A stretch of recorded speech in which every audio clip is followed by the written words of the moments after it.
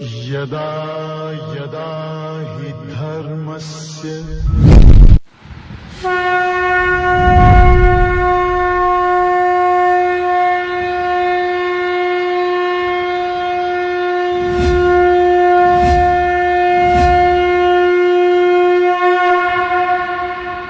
Om प्रपन्नपारिजाताय तोत्रवेत्रैकपाणये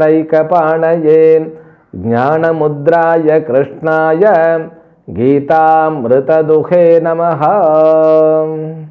May the Almighty Shri Lord Venkateshwara bestow all kinds of prosperity, wealth, health and eternal happiness with Paripurna Lakshmi Katakshams to you and the entire your family members and friends. Let us begin Bhagavad Gita, verse number 29 of 7th chapter. Shri Bhagavan Uvacha Jara Marana Mokshaya Mamashritya Yatanti Yen Te Brahma Tadvidah Kristram Adhyatmam Karma Chakhilam. Bhagavan Krishna from verse number 16 began to talk about 4 kinds of bhaktas. Artha Bhaktas, Artharthi Bhaktas and Jignasu Bhakta, Jnani Bhaktas. So these 4 categories can be classified into 2 divisions, like Sakama Bhaktas and Nishkama Bhaktas. Kama means desire, Sakama means the bhakti which includes longing or desire for worldly pleasures, known as Sakama Bhakti. Nishkama Bhakti means what? Nishkama, it means people immediately will realize, understand the desire, zero desire bhakti. That is the literal meaning we get, Nishkama Bhakti. But the real meaning is Nishkama Bhakti means it has also got a desire for ultimate, for unlimited happiness. But the bhakti which doesn't consist or contain the desire like the previous one. So once you begin as the Sakama Bhakta, Artha Bhakta or Artharthi Bhakti, so whatever the bhakti you own, that is having a belief this worldly object can give security and pleasure to me. Slowly I develop the bhakta, Sakama Bhakta, if he has got little bit punya, the grace and proper attitude with the God, then he will grow himself. Like, when you see other object which is surrounding you, with the proper flat surface, you cannot watch them, you cannot see their limitations. When you grow, you climb on the mountain, now you can see all the object with more clear understanding. In the same way, the Sakama Bhakta, he develops himself by having Sakama Bhakti, but with proper attitude, then he grows. He could transform him to become as a Nishkamya Bhakta. Nishkama Bhakta or Nishkamya Bhakta, both are same. Nishkamya means it's a little bit, it's a kind of Nishkamya Karma. So it goes like a adjective to the next step. Now, a karma which is done with the proper attitude, that attitude Nishkama Bhavana, called Nishkamya Bhakti. Okay, that is the clarity that why it is known as Nishkamya. Now here, so Nishkama Bhakta is glorified by Bhagavan himself. Now Nishkama Bhakta means how he can have kama to unknown desires, that ultimate desires. He has understood the limitations of the world, good, because when you ask for wealth, health or relationship, power, money and so many these things, we expect our life has to be successful and life has to contain complete happiness. So every second has to be spent with the healthiest, happiest way. That's what the expectations we get the object. So once you receive the object because of the Ishvara's grace, you will find that the object doesn't contain what we need. Then immediately you will be thinking what else can be asked. Then if you have little bit more grace and punya from Ishvara, then your punya will dominate. You could have the clear vision about the ultimate goal. So the goal is called moksha. Moksha means what? Coming out of the circle or coming out of the cycling of birth and death. So this life, birth and death, it is endowed with modifications we saw long back. The modification cannot be avoided. Whether you are rishi or a normal person or a devotee, sakama bhakta or nishkama bhakta, doesn't matter. So you cannot completely avoid the normal system phenomenon of this creation. See, all the characteristics of Purana, where are they now? They are not there. So one day you have to say goodbye, bye-bye. How dear, near you have lots of people around you doesn't matter. You have to say goodbye. So either you should say with smile face goodbye, bye-bye, or you should say with crying, don't leave me, I am not willing to go, I am not willing to go, I am not willing to go. You will become silent. Only these two possibilities. Die happily or die hard. This die hard means it's a symbolic way of telling hard working, but die hard means what I am saying, no, victimized by the death. So when you face your death happily, without fear, without any anxiety about the future, so you are matured one. Only that is possible when you convert yourself from sakama bhakti to nishkama bhakti. That's what Bhagavan brings these two words, Jara Marana Mokshaya. Jara means old age. You cannot avoid. If you have a human body, you should grow to be an old person. Now old age, so because all your faculties, indriyas will become energyless, weaken them, but mind will be active. So you could have only thinking and thinking and thinking about the past. So nobody desired to become old. Here old means not gold, not likable. That's what, so every one of us, we worry, so how we are going to spend our old age. We all think I have to achieve death within fraction of second without expectations, because I live very healthy and happy life. Suddenly I have to achieve the death, that too while sleeping itself. Not bothering others, not bothering my own self. I have to achieve death, that too as a very easy way. That's what the worry of the old people. These two things are very worst threatening factors in everybody's life. People may say that I don't worry about death, but you notice, so when death comes to them, they are not ready to receive it.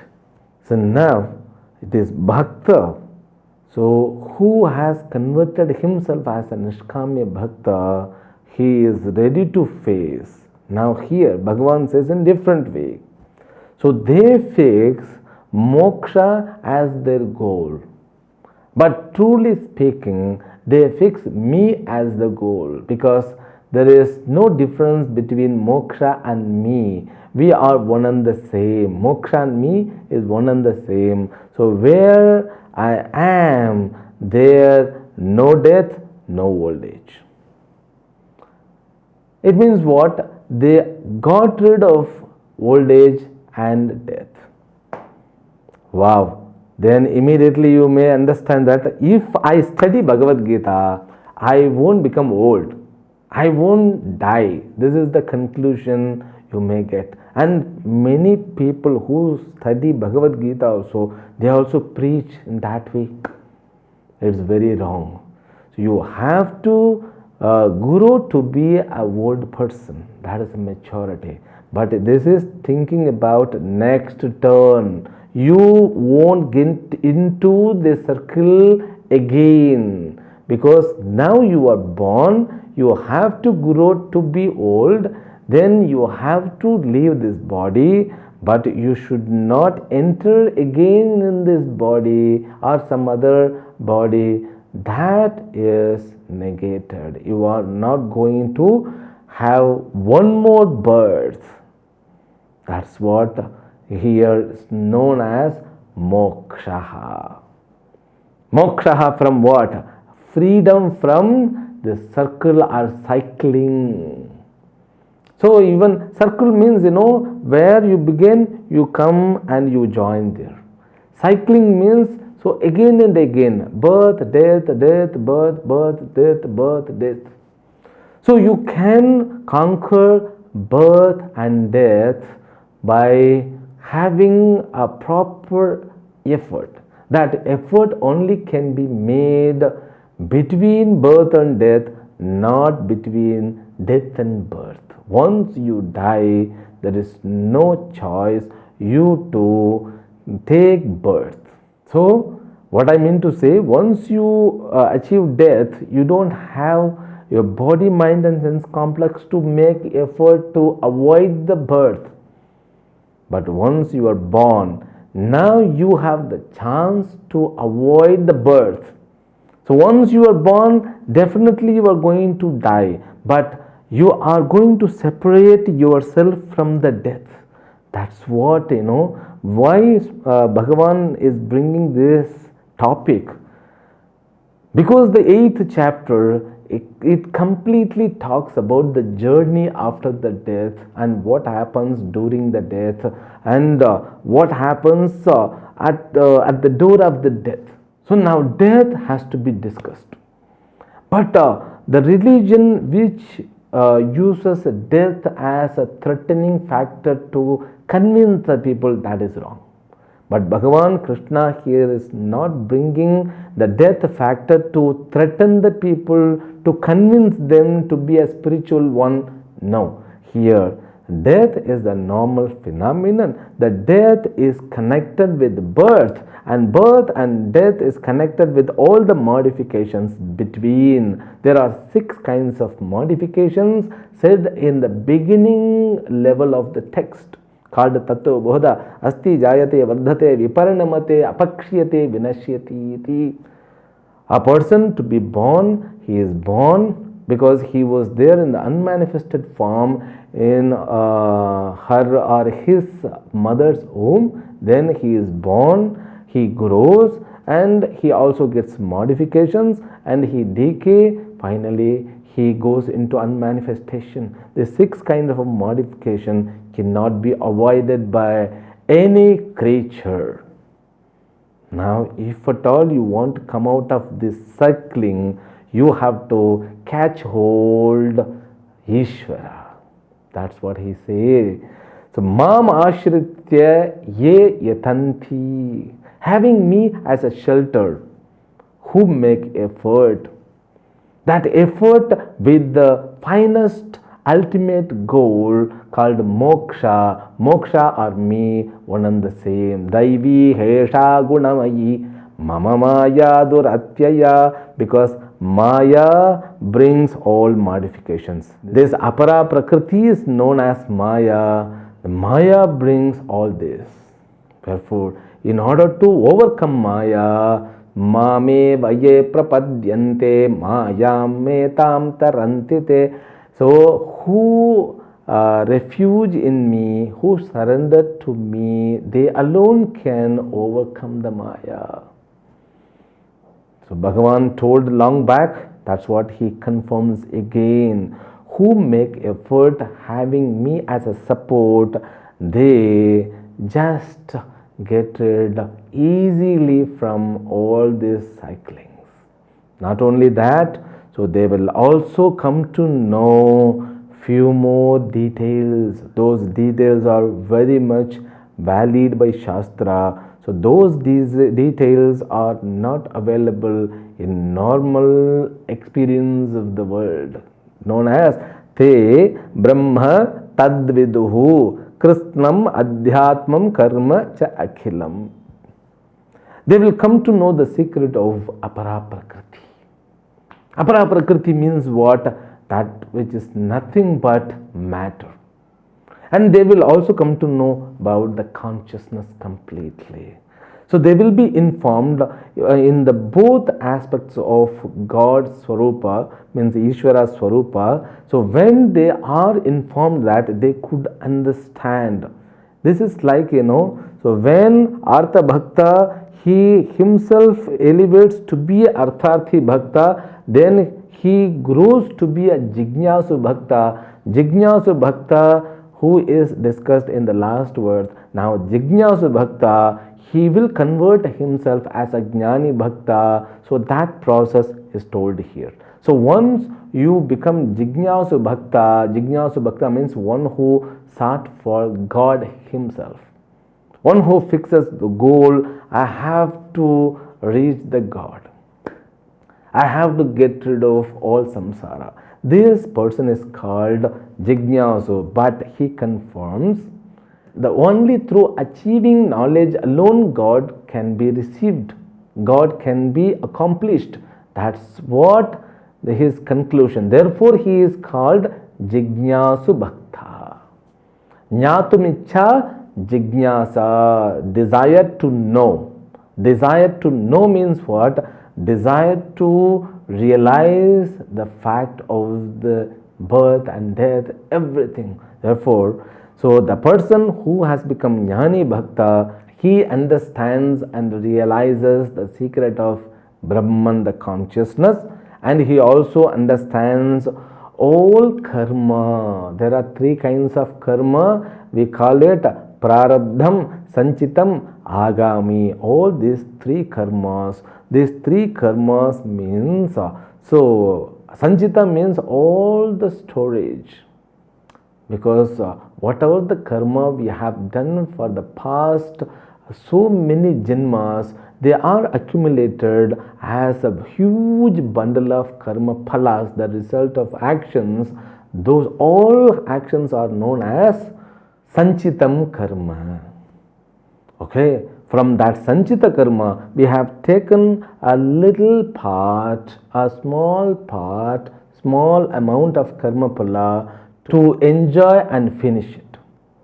Okay, so in order to finish that karma phala, we started enjoying it, but unknowingly we earn more karma phala. That long back I gave the example. Again and again you have to remember the karma theory. The Sanchitam karma means so all accumulated past karma phalas. Prarabdha means the birth which is taken now, it has got certain amount of karma phala. Then Agami means, so while we enjoy the past karma phala, in the Prarabdha stage we get more. I'll give the example, if you have 10,000 rupees, which is the earning of the last month. Okay, on the 31st of that end of month, you deposit that 10,000 in the bank. Then the next day, first of the next month, you go and receive 1,000 rupees. Now remaining balance is 9,000 rupees. You have 1,000 rupees in your hand. With that amount, you have to take care of yourself, you should do business, and you should take care of your family. Okay, you did all. So end of that day, you have 1,100 rupees. Now there is a profit, because karma theory never has loss, only profit. End of that day you have 1,100 rupees, you deposit again. So now the deposited amount become what? 1,100 rupees. This is what is known as karma theory. The 1,000 rupees which was the earning of the last month, known as sanchita karma phalas, then you take 1,000 rupees, it is known as prarabdham karma. So while spending that amount, you earn more amount. That more amount, 100 rupees, is known as agami. So these all secret of your own karma will be revealed to that jnani bhakta. So that is the glory of bhakti. And also he gives new technical term. So that also we will read in the next verse, because we are at the end of the 7th chapter. So 7th chapter, Bhagavan concludes in a different way, not like the previous chapters. So here he gives more additional knowledge, that to cover in the forthcoming chapter, because Bhagavan seems to be continuing, but Vyasacharya, who decided we should have the break in between. That's what I feel. So because the content is not finished yet, he says, Sadhi bhutadhi daivam mam sadhi yajnam cha ye viduhum prayana kale picha mam te vidur yukta chetasaha. Slowly he is taking us towards a point where the death becomes a subject.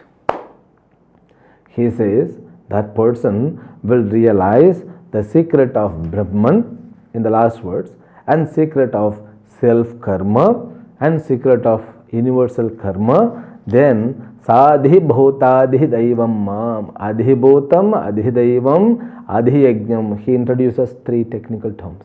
He will be well versed in 3 aspects. Adhibhutam, he has not revealed what is that. Then adhidaivam, then adhiyajnam. He will be well versed, he will be clear about these 3 also. We don't know what it is. So it comes in the next chapter, and that too he gives one more clue. Even at the door of death, if a person realizes me, so he will get rid of all his samsara. So he assures, prayana kale pichamam yukta chetasaha mam viduhu. So the people, it doesn't matter how they live, but at the death, at the time of death, if they realize me, that is very difficult. At the time of death, you see Parikshit, who was told within a week he is going to achieve death, he went and he studied all Bhagavata, and Bhagavata has got so many glories, so many teachings. Whole Bhagavad Gita contains in the Bhagavata. I mean, the Bhagavad Gita, the essence of Bhagavad Gita alone given in the form of stories, in order to assimilate it properly. Within a week, when you are so alarmed or you are announced you are not going to be there after a week, what will we do? We will go and we will eat whatever we want to eat, and whatever we want to enjoy, we will do it. We will become mad. But Pariksh, he never become like that. He just went to seek the help from the Guru. The same way here, Prayana Kale, he doesn't say, so while achieving death, he will say that, so the time of departure, at the time of departure. So what kind of departure, sir? So is it a 10 o'clock flight or 9 o'clock flight or early flight or it's a 12 o'clock flight? No, this flight to the next Janma, prayana kali. So we never consider death is a kind of end. It is not at all end. Death is the beginning of something. Therefore, people, when they think so death is the end, so their life completely changes. People who think that death is not end, we will continue, their life is completely different than the life which we talk about previous people. Therefore, the death comes matter. Now, at the prayana kali, means at the departure, when it concludes. So, how can Bhagavan say it like that? Because usually people say when a person achieves death, it is said, prana goes, prana means life force, so which goes away. There are ways. It can go through mouth, it can go through nose, or it can go through ears, and the healthy things, it should go through Brahmarandhram. So it has to open and it has to go. Or through eyes. So these are all considered, it's a special death. But this adho-yoni death, so that prana also can go through your anus. Means anus or through your urinal tract. So it is considered adho mukha. So in the next birth he is going to be born as non-human being. So he will find hell. These are all physical symptoms which are told in the scriptures. The scripture talks about the way the prana goes, it confirms the next birth. We could predict by seeing some kind of symptoms over there. Even Vivekananda, so people said, so he had blood while he achieved death. So now from next chapter, we are going to analyze life from the point of death. Okay, we are not going to analyze only death. So death becomes the center point of two births. Now we are going to analyze the death with previous birth, means the life with death, and the life after the death. Okay, life before death, life after death. How it impacts our life, because so whatever the people, they are from different department, means field, so every one of us, we are homogeneous when we think about death. We are allergic to death. Okay, so that's what Krishna will begin from next chapter. But before that, we should have a Simhavalokana of the 7th chapter. That we will have in the next episode. We will have a Simhavalokana.